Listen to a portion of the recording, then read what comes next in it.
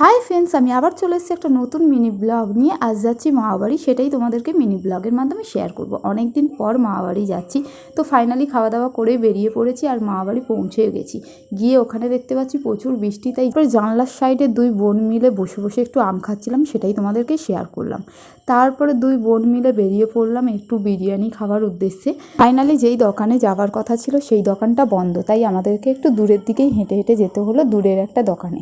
তো ফাইনালি ওই দোকানের সামনে পৌঁছে গিয়ে আমাদেরকে একটু অপেক্ষা করতে হলো। আর এই দোকানটা পুরোপুরি কাকদ্বীপ স্টেশনের নিচেই। যাই হোক, দাদাটা এত লেট করে বিরিয়ানি দিচ্ছিল আর বাইরে এত বৃষ্টি হচ্ছিল আর আমারও ট্রেনের টাইম হয়ে গেছিলো, তাই আমি স্টেশনে চলে এসেছি। আর স্টেশনে এসে মা বাবার সাথে দেখা হয়ে গেছিলো, মা বাবা গেছিলো আমাদের আরেক বাড়িতে। তো যাই হোক, তো ফাইনালি স্টেশনে এসে অনেকক্ষণ অপেক্ষা করতে হলো, কারণ ট্রেনের কি প্রবলেম হচ্ছিলো, তাই ট্রেন আসতে অনেক লেট করছিল আর স্টেশনেও কারেন্ট ছিল না। যাই হোক, ফাইনালি বাড়ি চলে এলাম আর বাড়িতে এসে বিরিয়ানিটাও খেয়ে নিলাম। এটাই ছিল আজকে মিনি ব্লগ।